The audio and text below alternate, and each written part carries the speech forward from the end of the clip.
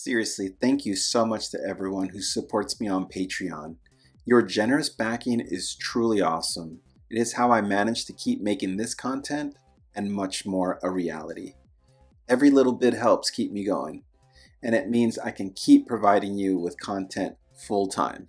A special thank you goes out to Lorena Giselle Garcia, Jamar Meeks, Martin Cabrera Pavez, Elena Sosadeco, Diego Navarro Lunares, Kay Fernandez, Rodolfo Fernandez, Lucius Lau, Taylor Hunter, Jackson Frazier, Allison Stalker, Munya Chison Week.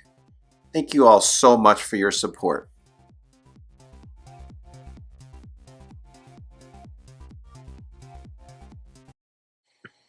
All right, well, welcome to the ADC podcast with our very special guest, Mr. Eric Wolford. Did I say your name correctly? Because I'm always worried I'm not saying people's names correctly. Did I pronounce that? No, you got it. It's Wolford. Yeah, like the wolf. Yeah. Wolford. Wolf and Ford, right? Like Wolford. No, Wolf and Ord. There's only one F. Oh, got it. See, I was saying it wrong. Wolf. No, you were fine. There we go. Honestly, as long as you hit the L, I'm not going to complain. Got it. It's when I get Wolford that I'm like, no, out, try again. Yeah, exactly. It's just on that mission to get the names right. Yeah. My gosh. So, wow, what a history, man. I want to say in total, I feel like I met you. Was it 2014, 2015-ish? It was 13, 14? Okay. Yeah, around there, probably, in that pocket, yeah. Because it was still the old Cosmic Toast building. We hadn't moved yet. Right.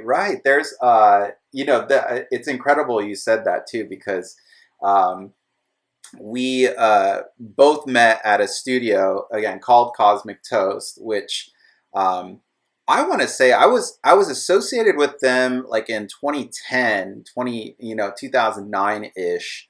Very briefly, and then I left, and then Jose Hernandez had brought me, but I think it was for lunch or something. I don't even know if you had started yet. I want to say you and Jose were. Did you guys go to college together? Were you guys? No, we met at Cosmic Toast. There was just sort of a bunch of us that all started at the same time. We had all graduated kind of in that same pocket. And so those guys were all the Northridge crew. The Northridge, that's right. And John Dunn and Austin Doyle and those guys, they had all graduated from Northridge. Roger, his brother, I think too. Roger started.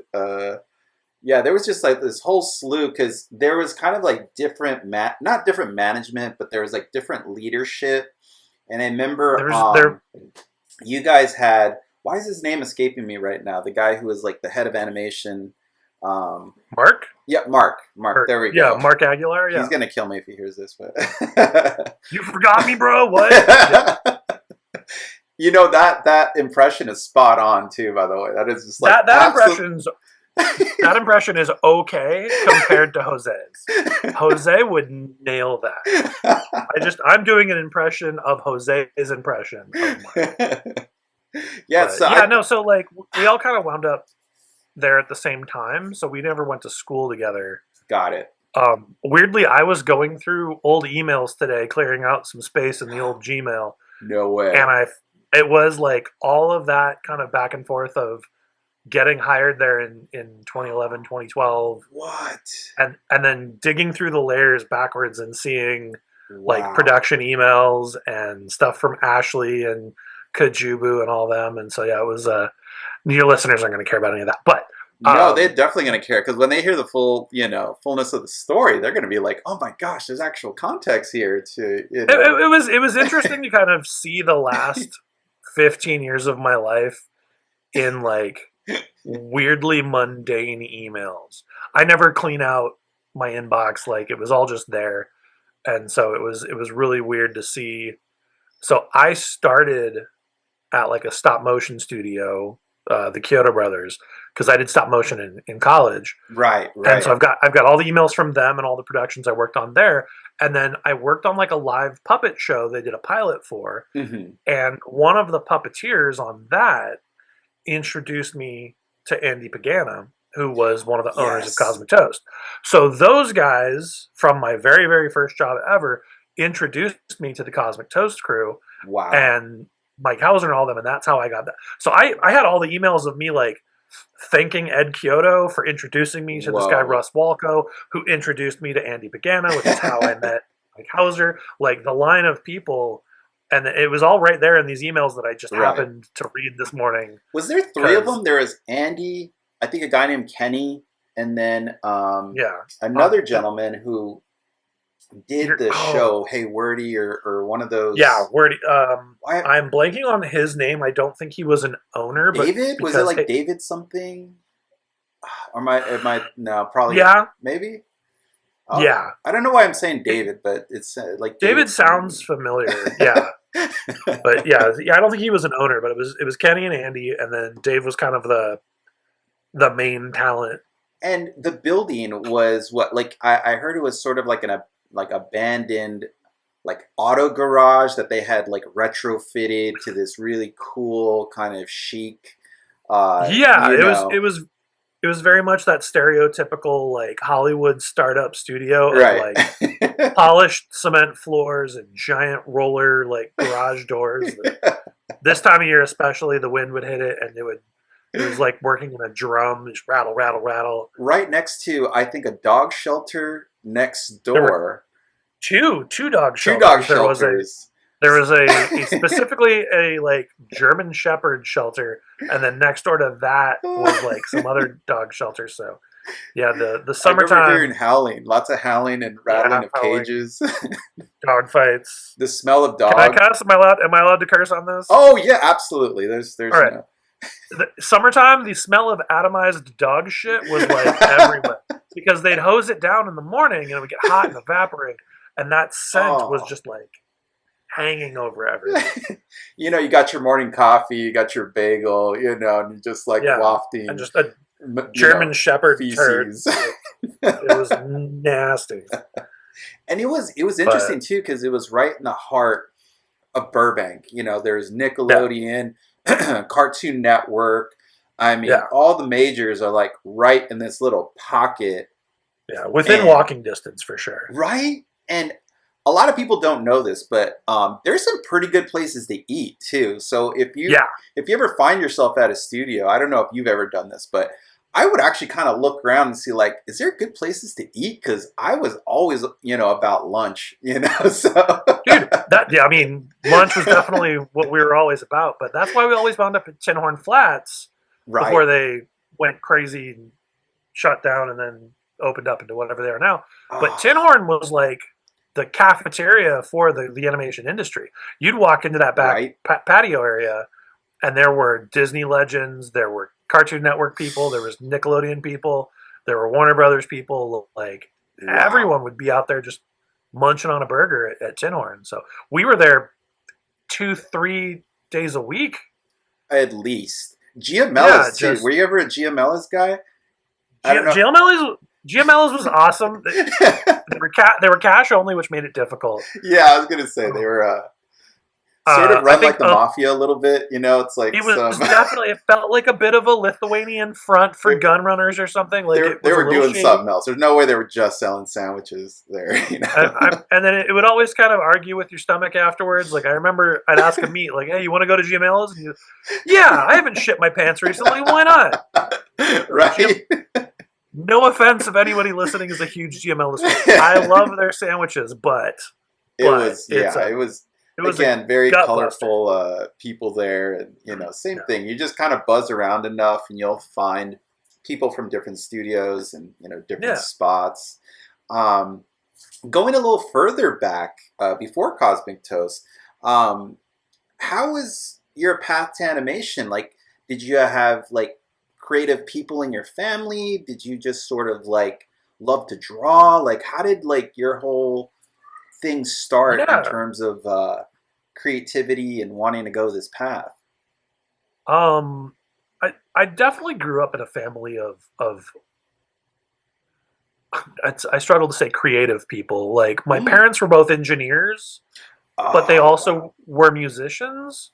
And so everybody in my family played music. We all played trumpet, and I was in band all the way through. So like that Nice. was kind of that and drama were my two like creative outlets. I drew, but I never like was I'd say like disciplined enough to like really hammer it out and get good. Excuse me.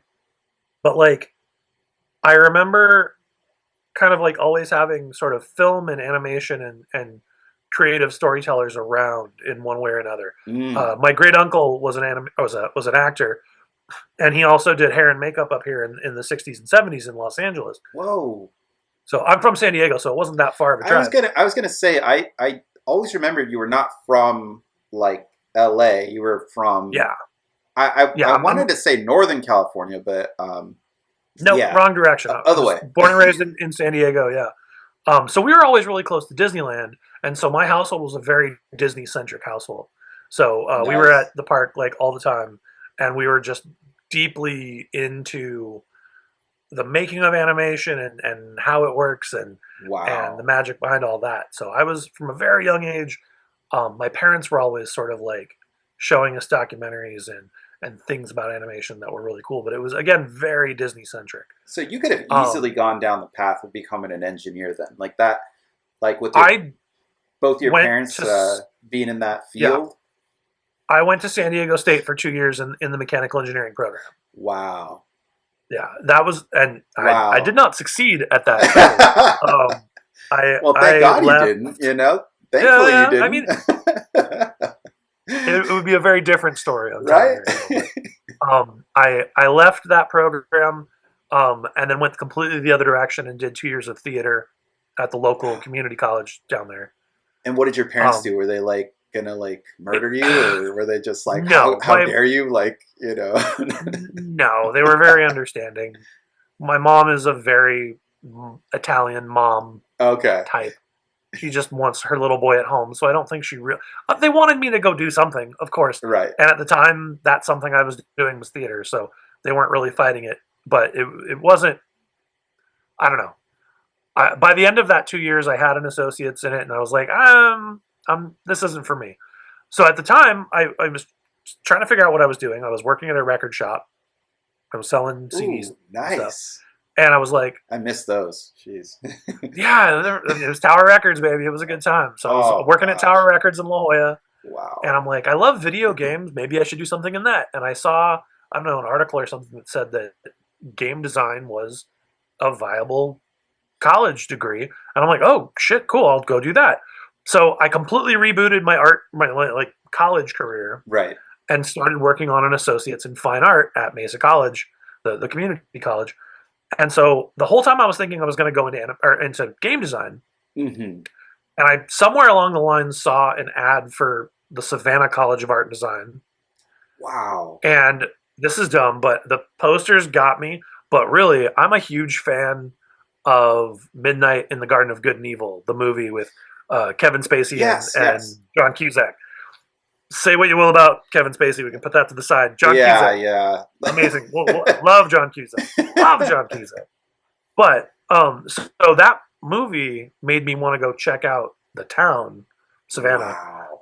I go to Savannah, and it's everything in the movie plus 10. Like it's Just total a wild, southern. romantic, weirdly dangerous, but nice. Like dangerous is the wrong word. It's everything's on like electrified. Right. Everything feels like it's a little just more alive than anywhere. It's a weird town. Until Check it summer, out if you until get the a chance. humidity hits, and then you're like, No, then it gets even weirder because all the college kids leave and the locals have this ghost town to themselves. It's whoa. it's an experience. Wow. I spent a couple summers there, like waiting tables, and all the like transplants left, and it was just the locals. It was a weird, fun Whoa. summer. Excuse me. How exciting. So So you literally decided, okay, I'm going to go into this whole new path and decided to study at the Savannah yeah, uh, college. And I mean, at this point, like, it sounds like, did you just have to get an apartment? Did you live on campus, or was it just like? At the time, I didn't know anybody in that quarter of the country, let alone in the state or the city. So I went. I mean, like I said, I'd already done 2 years of mechanical engineering at State, 2 years of theater, and then 2 years of fine art. So at this point, I'm 25, 26, and I decided, sure, I'm going to live in the dorms for a quarter just to have a home base of sorts. But when I got there, I at this point was totally going to be a game designer. And when I got there, I took a tour of the game design floor, and they were all like learning how to code. They were coders. Code, whoa. Or they were like game theory guys. Like they were making their own board games out of cardboard and shit, and like, wow, that's way different. Developing new mechanics. And it wasn't really what I wanted. It didn't speak to me. But the floor above the game design floor was the animation floor. Ah. And we took a tour of that floor. And I'm like, these are my weirdos. This is my place. This is what I need to be doing. And so I immediately fell in love with that, changed my major that day, and then took off. But like I said, I already had my associates. And Savannah's not a cheap school. Yeah. So I hammered that poor transfer counselor. I was like, I'm not paying this much money to have to retake color theory. I'm not taking math classes. Right. I'm getting my animation in, and I'm getting out in 2 years.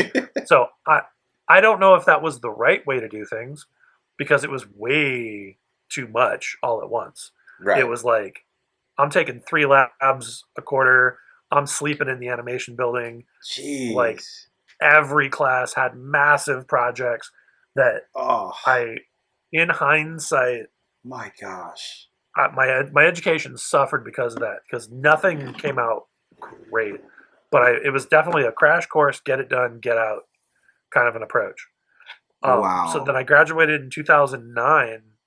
Wow, right around the time right in time for the economy to fall apart. Yeah, I was going to say, the 2008 crash, and then, that started to trickle. I moved back home with my parents in San Diego, and I was waiting tables. I was bartending. I was cleaning garages. I remember that. You just had, I mean, when I met you, I'm like, this guy has such a great personality.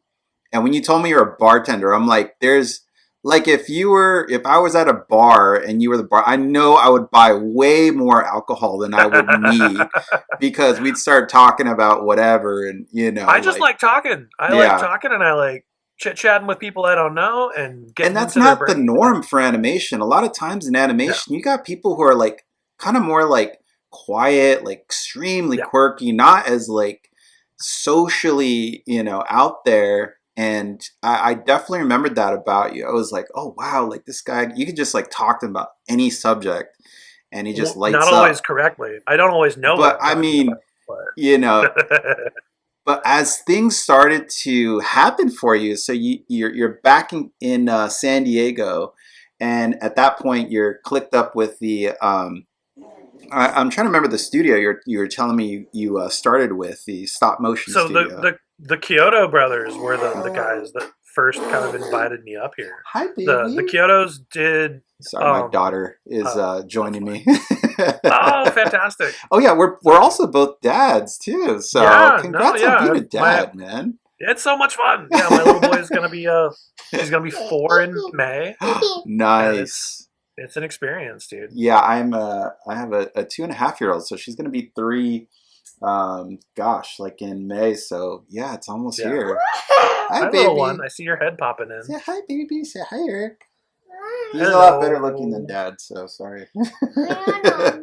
Just more hair. That's another thing too. When I first met you, you had the greatest hair, and it was like perfectly like combed, like up, sort of like, I don't want to say like James Dean style.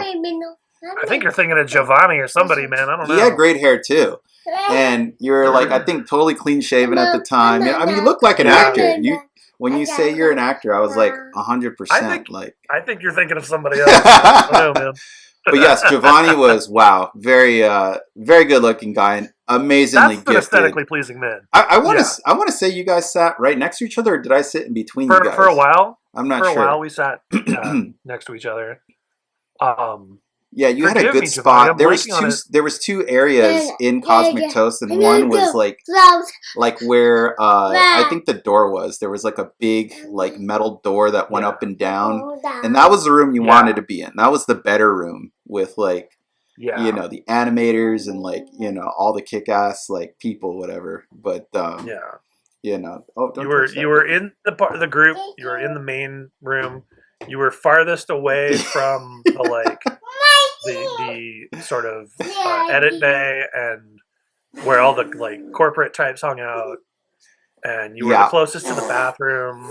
So there was this story that and let me know if this happened in your era, but there was like big clients coming through Cosmic Toast, and we all had to pretend like we were like actually like busy and stuff and actually able to do stuff. You got it, babe? Sorry. Just tripping over all my stuff.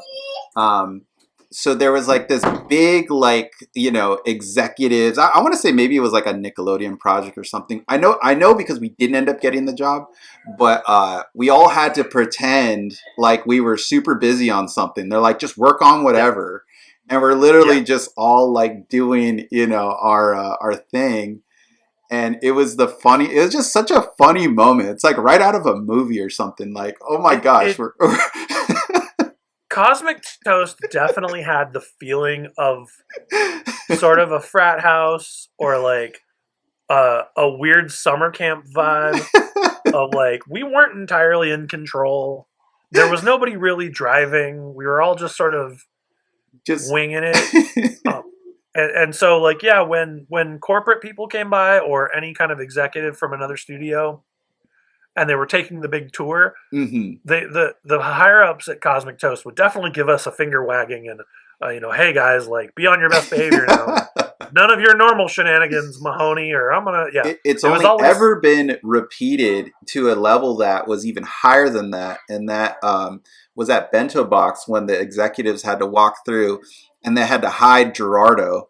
One of the lead animator, like everything in his cubicle had to be taken down. I will not go into detail what it's like walking into Gerardo's cubicle, but I mean, it is so intense and it's just so absolutely overwhelming.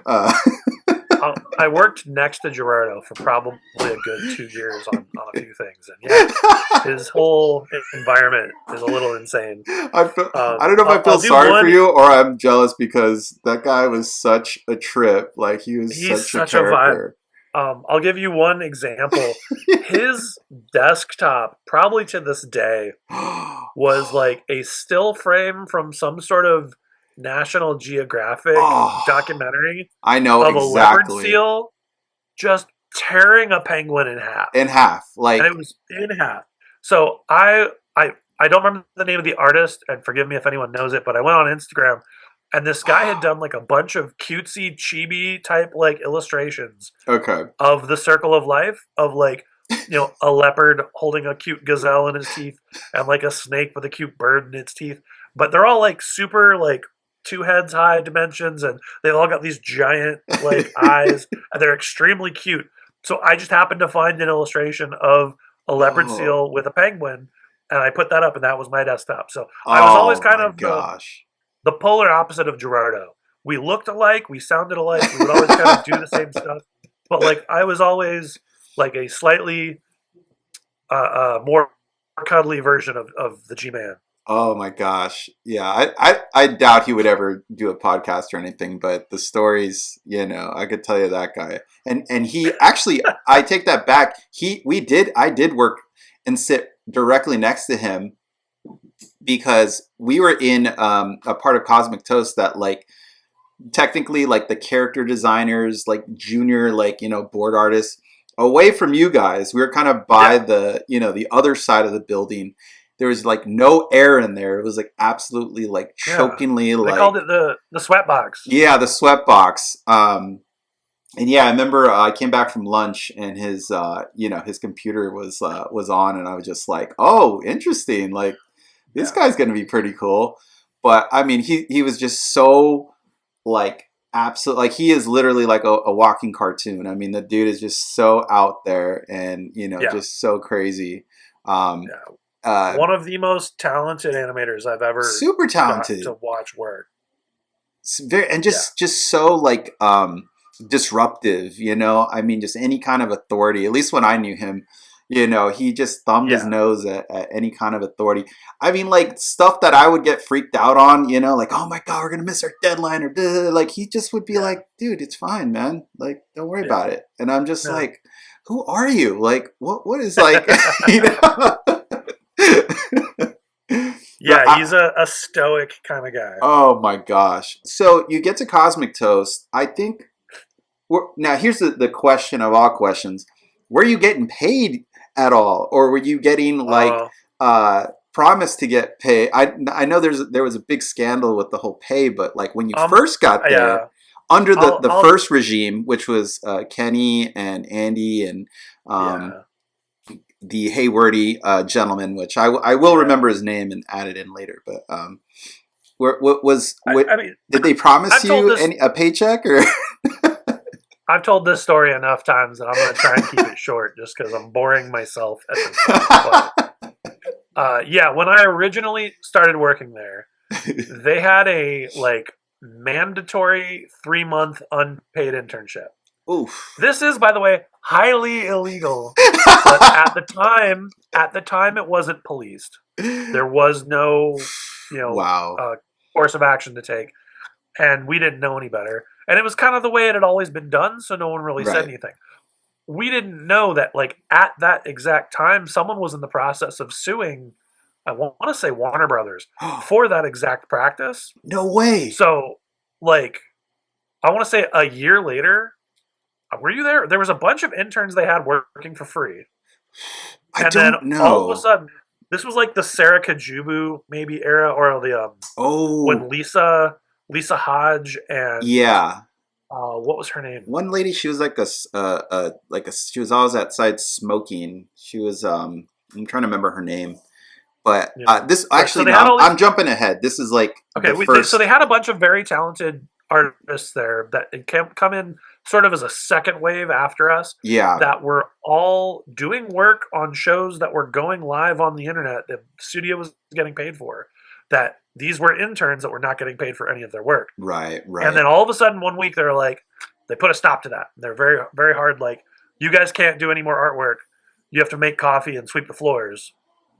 Wow. And immediately, like, all of them quit.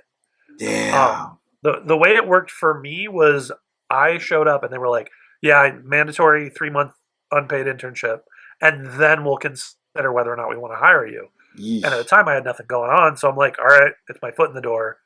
But I told them, I was like, if I get any paying gig, I'm out. And they're like, yeah, sure, okay. So I worked there for like a month and a half, and I don't want to tell too many stories, but there They're was a so good small though. They're just so good. there was a mass exodus of like a lot of the older animators that had been there a while. They lost like their HR and their like main kind of Mm, accountant lady. Her husband was the one that was sort of managing the animation room. He left. They lost one of their main compositors, and so, actually their only compositor. And so then they told yes. Tom Riffle, they were like, "Hey man, we need you to animate this show, and you're going to need to composite it too." Tom said, "Okay, pay me more because I'm doing two jobs now." And they said no. Oh my And so then gosh. Tom left. So Oh that my was when gosh. Tom took off. So at this point, they're like, Wow. "Okay, Eric, we need you." Yeah. Well, wait, I'm getting a little ahead of Yeah, myself. we need you, At, Eric. at some point, they were like, "Hey," they lost some animator, and they're like, "Hey, you know, do we do we hire another animator, or do we just start paying Eric?" And Tom Riffle, to his credit, was the one that was like, "No, you pay Wolford, like, give him some money." So then they started Wow. paying me. That's a little early, but I got the job. Fast forward a month later, that's when Tom left, Wow. and they're like, "All right, Eric, we need you to start compositing the show." And I went to Tom and I'm like, "Hey, I know you just like, you know, took a moral stand and left because, but now they're offering me the job and I don't really have any choices, and I've never worked in After Effects before. Do you mind if Wow. I, take this?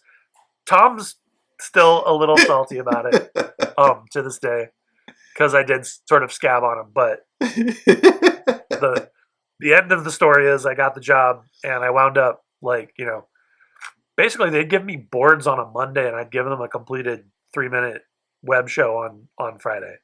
Wow. Um, I was animating and comping on my Jeez. own. So you're back in college now. You're sleeping what, at the studio under your desk or Oh, a what? lot of us were. A lot of us were, for $500 a week or something, we were living there. Can I say And that's something to absolutely. Cosmicto's credit? Um, if you were there, they were never, at least in my experience, stingy with equipment. This was like the era where it was still really expensive to get a Cintiq, it was like really Yeah. expensive to get equipment. And I Yeah. remember being able to like, be there all hours and still utilize the equipment, work on other stuff that I was doing. I mean, like I said, this is just, Yeah. for me, but you kind of had like 24-hour access almost because I feel like the place never closed or never really Well, opened. It was just there was no always kind of security there. per se. Yeah, Yeah. I mean, it was just The, us, right? Like it was just whoever was there and. it was a building, there were computers in it, you could show up and there wasn't like security or anybody really watching us. So Right? you could just go do whatever. Um in the era of like when YouTube started monetizing their channels hmm was when they asked us to all like start pitching shows. And a lot of us pitched, but also like some of the guys were like, why would I pitch my show to you? YouTube's free. I'm going to go do my own thing. Yeah, And so there were the guys that started Tunocracy, if you know the Tunocracy YouTube definitely. channel, that started at Cosmic Toast around the time that they were like, hey, pitch us shows. Those guys were all like, no, we're doing our own channel. And that's when Tunocracy started. So there was Wow. some static in the studio when they started doing some green screen work on Tunocracy. I know some of the owners were going to some of the guys animating that and being like, are you using our stuff? Are you Oh, using our green screen? oh Are you using our no. computers? Yeah, they were So they started never cracking like down directly. then. They were asking a lot of questions, but Tunocracy, to their credit, was doing everything right, and they were like, "No, we're doing this on our own time. We're doing it in our own homes with our own equipment, and you don't Wow. own any of this." So, but that was Whoa. that was the wild west of YouTube monetization because there weren't really rules, and people were making money doing it, so they were just making their own animated shows and And at doing their this thing. point, were you on some of the Nickelodeon shows, or I forget if you were on At a slew of different at things? Because it that always point, seemed to be so something new coming through the door. they were always pulling like web shows and whatever they could. They had the talent. They just never really had the business development to get Yes. enough shows in to sustain the group that they had. So when I first started working, I was working on Powerhouse on Maker Studios Oh, YouTube right. channel, and then I did a little bit of work on uh, uh, The, Dino Yacht Club, was it like Loopsy too? Did dinosaurs. you work on Loopsy as well? Loopsy came later, so yeah, that Oh, was okay. like a year later. They picked up for Nick Jr. Lala Loopsy. Well, they got the DVD Lala Oopsie or whatever. It was like a That's straight to right. DVD Target thing, and then they got I want to say 1 or 2 seasons of Lala Oopsie or Lala Whoopsie. Who the hell knows?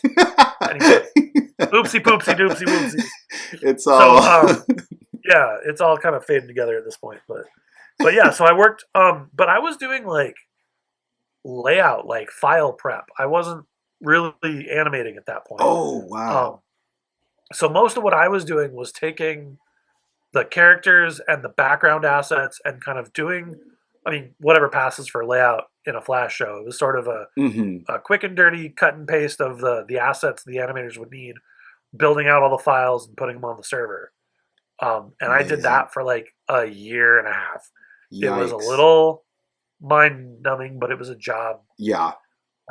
And Which paid, it I remember, decent, It wasn't, at the time, yeah, they doubled the 500 we were getting yeah. to like a grand a week, which at the Hey, time what the was hell? like, I made it. Yeah, I mean, Yeah. I got my first apartment. I was living on my own, like $1,000 a week in Los Angeles in 13 was okay. Hey, you were making it. You were able to pay Yeah, for lunch. You know, yeah, yeah. do your thing, and I think I too, was going like places. a lot of people don't realize too that like there's such thing as like union versus non-union work, Yeah, and this was not union. and honestly, like in the industry, like at times it's just like whatever comes down the pike, you just take it. You know, for the most Yeah, part. I mean, if you can stick with a union shop, that's more yeah, ideal for pay, for medical benefits and that sort of yeah. good stuff. But if But that's our not a union you know isn't like some other unions can get a little snippy about you doing non-union work. And right, if you're going to be a union member, they say you can't go do work non-union shows. The Animation Guild isn't like that. right, So it doesn't it's always nicer to be on a union gig because you get twice the pay, you get medical, you get all that. But yeah, exactly. it's not nearly as yeah. But they were always, at least like for me, they were always like, hey, get work wherever it comes. Yeah, If you need yeah. to, They were never going to stand in the way of you taking any work that you could. yeah, they And knew. so, They knew and it's at the time, none of us were working union anyway. We didn't have contacts at union studios. We didn't know anybody there, so we just were working the jobs we found, hmm and it was all just sort of yeah, it because was a you had good foot in the door a studio. sect of like people from Cal Arts. You had like those guys who I Yeah, don't know there if was they were leaving around the time you were coming there or if they were no around. Borno was CalArts, Yeah, he was and like the center of the studio for a long time. I Ryan remember Shaw was yeah those at guys were like CalArts. the sort of like elder like dudes have been there for, I want to say, through like multiple eras. Yeah, um I want to say Borno yeah. was there like one of the longest people that the was there The before he joke left. was that there was an empty field in the middle of Burbank, and Borno was sitting there at her computer, and they just built the building up around. I remember too when he left, I inherited his spot, like his desk and like everything, and Yeah, I loved it too because he would have like things on the wall, like shelves for speakers and stuff. I didn't have yeah, speakers, so I just had shelves. But I yeah, was so proud to sit where he sat, because he was such a hero of mine. yeah. Um, and but it was incredible seeing the shift of power from like the old regime to now. I believe it was Deb and a few other people she had brought on, Yeah. which Those were the golden days. That when Deb showed up originally, like originally that's when we all started getting La La Loopsy. We started all getting paid better. We all started getting medical. Yeah, we got medical. medical, I do Um, remember that. like the studio was cleaner. Paychecks were on She time, Yeah, for she brought on an actual like payroll accountant. Ashley at the time, Ashley Meeks, actually Ashley Odell showed up yeah, and like was running the front office, yeah, and so it was she was a a real beast, cast of man. characters. Dude, Ashley was the greatest. I love Ashley.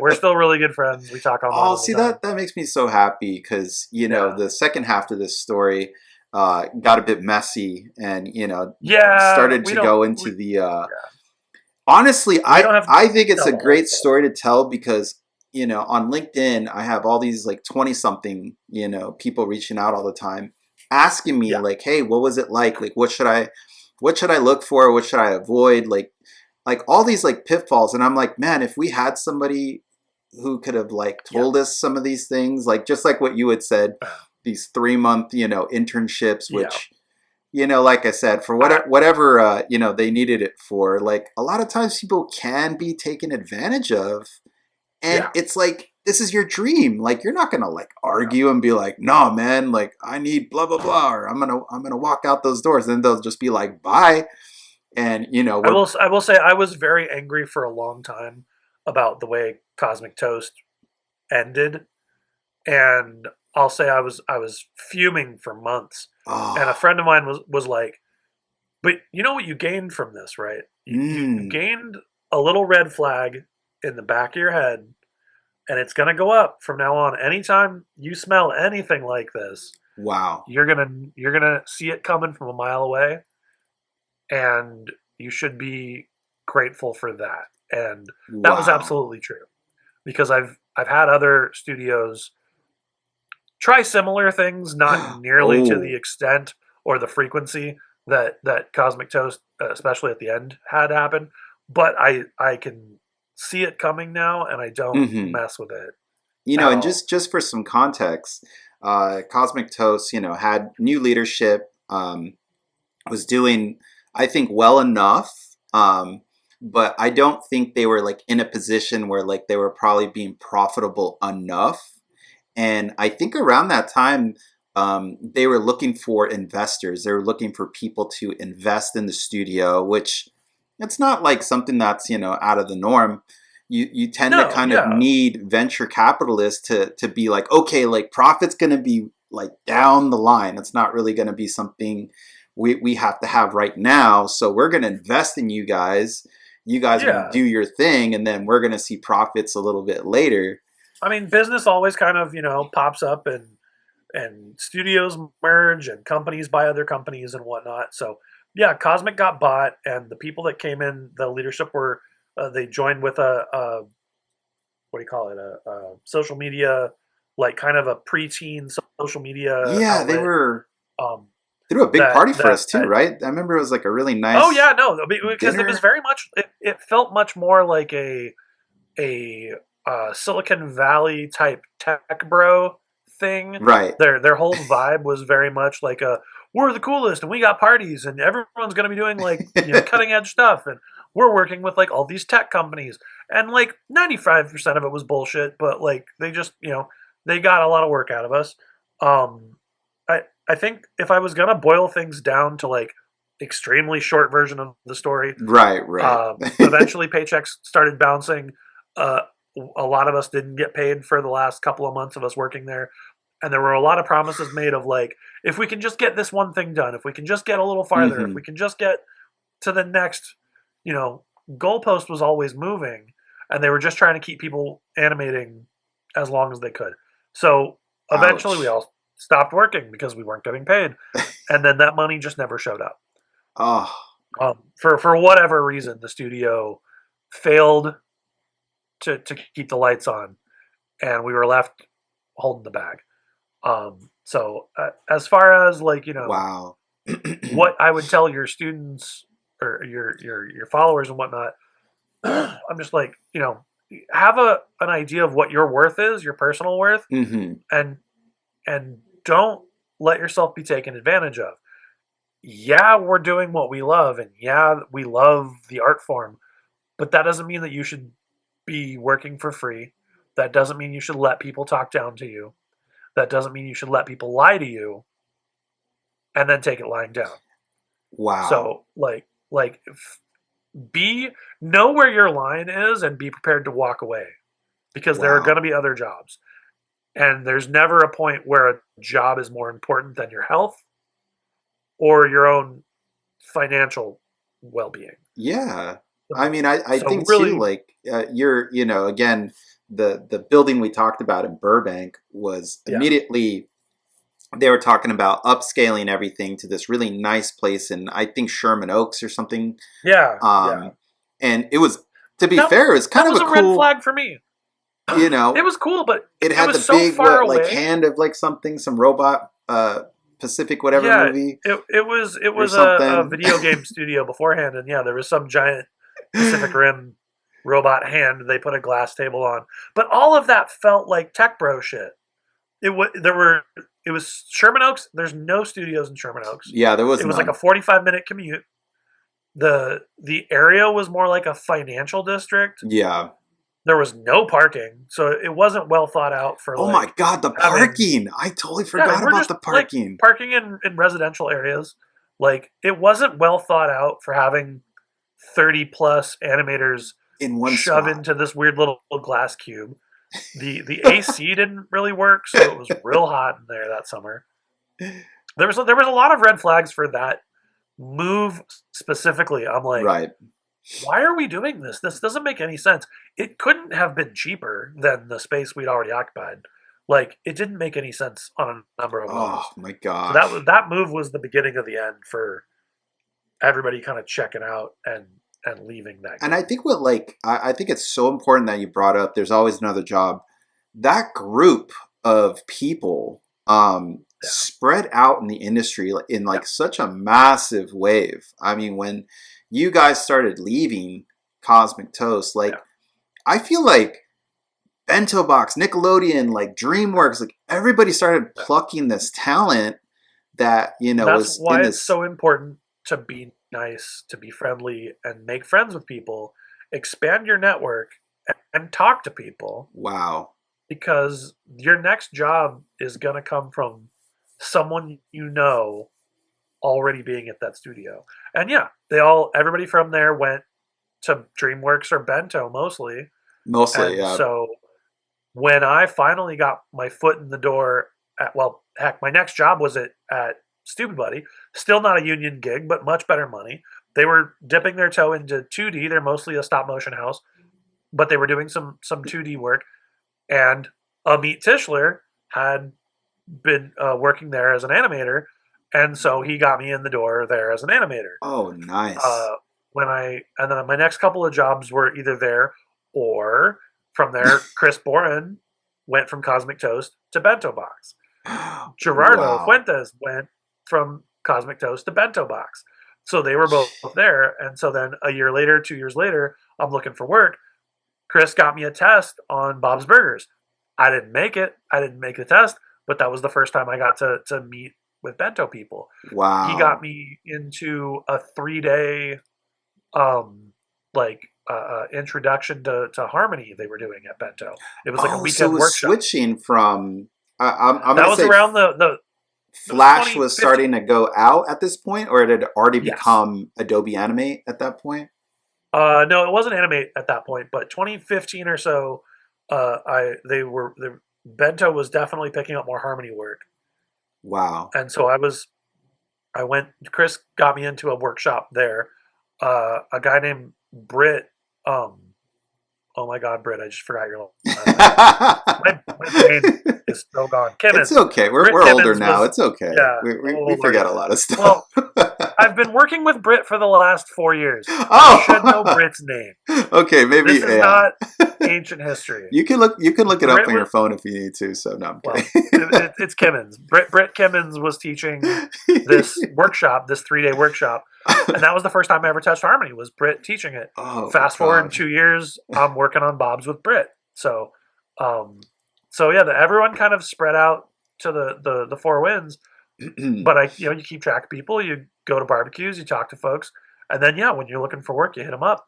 So Gerardo was working at Bento Box when I was at 6 Point for about a year and a half, and G was. Oh, was I remember working that. I remember that. That was. I think you're still on the website. To be I fair. am. I'm like on. You're I'm in a Halloween costume as Fred Flintstone. Fred Flintstone. Yeah, there you go. That's weird. I haven't worked there since 2018, 2017. But yeah, I was like, I think I'm still on their splash page. It's a great picture, to be fair. I mean, it's a freaking awesome. Like I look at that, I'm like, I want to work there. Like, that's freaking awesome. Oh, we had some fun times. Oh my god! But yeah, so Gerardo called me up and he was like, "Hey, come over to Bento." So that's how I got my first union job, was because someone I had worked with at Cosmic was at Bento. And I think Chris probably recommended me to G, and G brought me on, and then so then I've been working there on a lot of different shows. I mean, I want to say when I was there, you guys were across from us working on Paradise PD.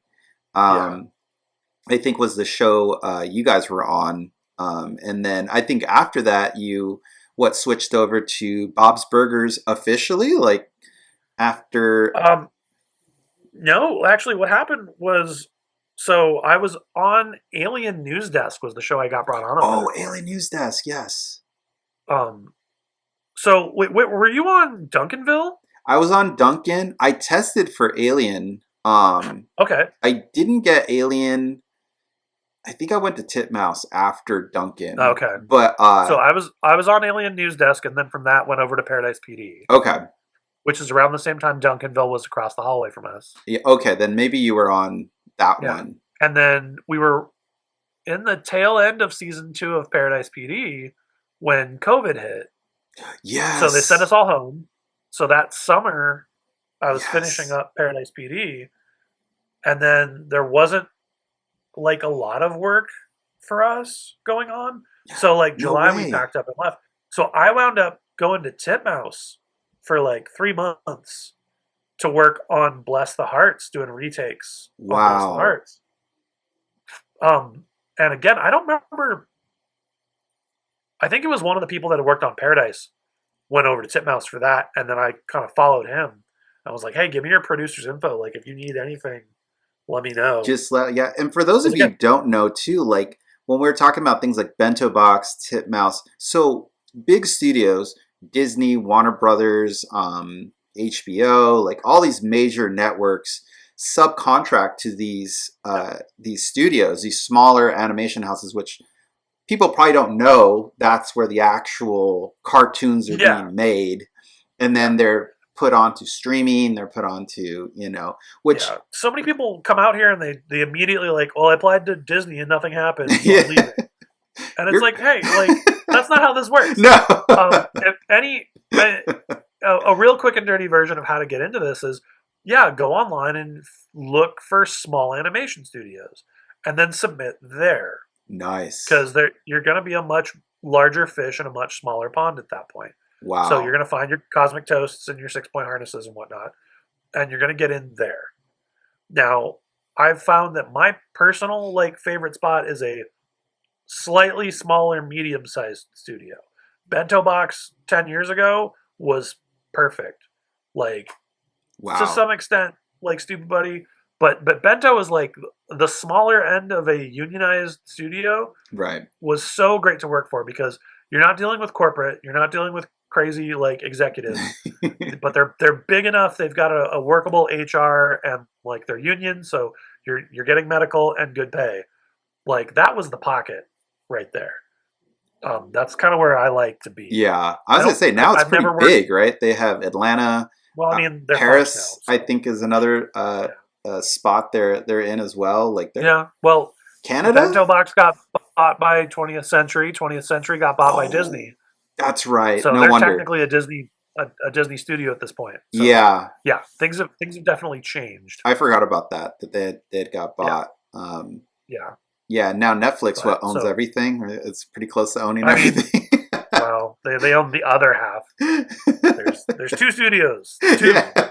and then Apple's gonna buy all of it. So Yeah, who I was gonna knows? say, yeah, Apple needs to get Yeah, moving, yeah, But I think it's just incredible where, like I said, you had this interest into the industry, in this like smaller boutique spot, went through some really hard times, yeah, under different regimes, that in their own ways were a bit dysfunctional, but it didn't stop you. I mean, you pretty much took that experience, catapulted yourself into the next chapter of your career, and are, basically doing what you set out to do, working on some of the, I want to say one of the most groundbreaking shows, with Bob's Burgers, being, on, I mean, it's just absolutely like such a powerful show. I mean, people that don't even really watch animation know know that show. And, yeah. And I think the characters are so well designed that even if you don't watch the show, you've seen those characters around. oh, You've seen Louise definitely. and her bunny ears. That alone is such a great design that and now Tina's in memes all over the place. Yeah. And Linda and Bob are like this iconic couple for elder millennials. Like, yeah, no, it hit on so many great places. When we went to see the movie, we went to the friends and family premiere of the movie. Wow. And Lauren Bouchard got up there and he was like, "All right, guys, like this movie hasn't released yet, so don't tell anybody about the plot." But he's like, if you go on social media and talk about the movie, tell tell them about how it felt. Tell them about how it made you feel emotionally. Wow. That was really what he wanted, and that's what I think he still wants. Is that it's not about anything other than just the humanity of the characters Whoa. and their situations. And as zany and goofy as it is, they really love each other. That Wow. family loves each other. And even where there are some, slightly maniacal things going on, nobody in that world is a villain, really. Right. No one's a bad person. They might be a little self-centered or a little stupid or a little befuddled at times, but like there are no bad people, and while that's not reality, it's not true. There's something Exactly. about it that's really, really, really nice. Yeah. Um, It's got a and good so heart, it's a really good heart. extremely, yeah. Yeah. It's that's why it's doing so well and why it continues to keep going. And I'm just Oh, glad I got to be a part of it for the time that I have. yeah. I mean, I want to say what, 5 years or something? I don't know how long you've Yeah, been. I've worked on five seasons, and I worked on a little bit of the movie. Wow, that is incredible. What a run. I mean, to absolutely, especially like in today's like climate, where Yeah, work is, absolutely like scarce. I mean, it's almost like, yeah, the deck of the Titanic, I mean, everything's just going, a different way. And so many people are scrambling to find, any kind of project or any kind of yeah, thing, it's good to know that like, animation is still here to stay. It's not, going anywhere. But things have changed a lot. I think like there's English speaking studios out there that are doing quite a bit of work, especially Australia, Canada, they're when I first came into this Ireland's huge. industry, it was all Asia, and it was Yeah, non-English speaking places. And it wasn't like that much of like a threat to like, I guess like American jobs or anything like that. yeah. But I do remember like, slowly it started going to more English speaking. And I'm just thinking to myself, like, oh wow, like they're really talented too, and they probably Yeah, get a quarter of what we get paid, in the States. I'm not too sure of that, but I mean that was kind of the problem with Cosmic Toast is that we were competing with like Indian studios, oh and so yes. it's kind of a race to the bottom Yeah. to see who can pay the least, which isn't great. Right. I know most of the places like Canada, Ireland, and whatnot have Ireland federal too. tax subsidies that kind of will help out and subsidize the cost so that people can get paid a little more. But yeah, they're not getting paid what we're getting paid. Right, Um, right. so I mean that's a huge part of the problem is the cost of living has gone up and Yes. wages have stagnated over the last 30 years. So, there's sort of, we're at an impasse where you can't pay people any less. They're not going to work there anymore. They're just Right. not going to show up.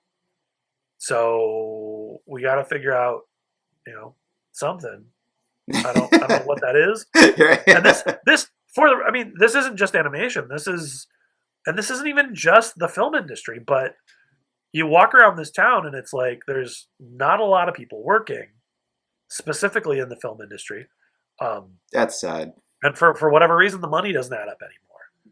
And I've seen a lot of people, yeah, leave, yeah, put those posts on LinkedIn. One of yeah, them is our good buddy, or I'm not sure if you remember him, but his name was Max Lawson. But he also worked at Cosmic Toast and had a really extensive storyboard career at DreamWorks and Nickelodeon. yeah, And I think he's 42 or 43 now, but he's like, hey, like I'm leaving, I'm leaving the industry, like I'm, basically like reached the point in my life where I kind of want to do some other things, go back to yeah, like traditional art and everything. I mean, he made it clear if like something fell into his lap, he'd, yeah. jump on the horse again. But I feel like it's come to a point where you kind of have to diversify a little yeah, bit, and even if that doesn't necessarily mean like within animation but just finding other things you can do to sort of like prop yourself up, um, whatever that is creatively, or if it's you find a trade or just something you can do that keeps you busy and keeps some money in your pocket. yeah, it's a little You know, scary when life itself is asking you to be flexible. And I realized I for mean, myself, I'm not that flexible. Like I kind of like to have things the way I like them, and I'm yeah, used to just getting a nice cushy paycheck. I'm not really into like taking too many like risks or anything, yeah. and then suddenly life is like, oh well, nah, we're gonna do something else, That's life, man. Life does that to you. So you got to kind of figure out how to roll with the punches. And Yeah, I've been extremely lucky to have been in the right place at the right time a lot of times. yeah. Um, I mean, I can and to only have, imagine kids coming out of college like right now, like what the industry looks like for them, yeah. opposed to when you and me were getting into this. I mean, we got into it at what would have been the worst possible time in the financial crash of 2008. So that was a terrible time. Yeah, But that then was. streaming took off, and YouTube kind of exploded, and there was lots of great stuff. But then the streamers really hit and started like picking up. There was tons of work, and then Tons. COVID came, and then it made it so it was the only thing you could do. The That only work was. was animation. So then you get people from live action coming over and trying to animate and trying to write for animation and whatnot. But then all of a sudden the streamers fell apart, which Yeah. is kind of what we're seeing now. Is between the backlash from the actors and writers strikes and the streamers clearly not being financially viable. There's there's lulls and there's waves. But it really seems like I couldn't, we couldn't imagine finding work when we did, but we made it work. Exactly. I was really worried for students graduating in 2020, 21 because COVID had Wow. eaten up the industry.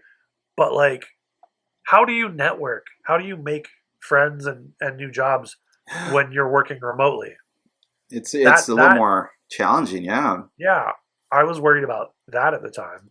Though these But then these 20 somethings, they're so bold. I mean, they hit my inbox. They DM me and yeah, straight up like, "Hey, can you help me?" I mean, it's like yeah, incredible how easy it is to access people, yeah, on yeah, Instagram, LinkedIn, all these platforms. And for the yeah, most part, I feel like, yeah, I'll talk to you, whatever advice I can give you. And I think that was the sort of genesis of this podcast is I was yeah, having little conversations, on LinkedIn and all these places. And I said like, yeah, well, I know a lot more people who've also had a lot more experience and have gone through their careers, and you need to yeah, hear their stories too, because yeah, there's a lot you can take from that and yeah, apply to whatever situation you might find yourself in.